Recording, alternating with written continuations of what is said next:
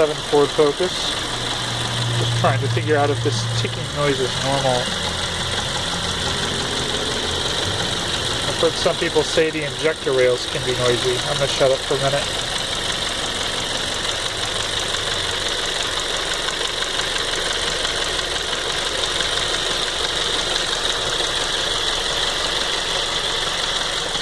Just wondering if anybody else out there with the 2.0 Duratec has this ticking noise.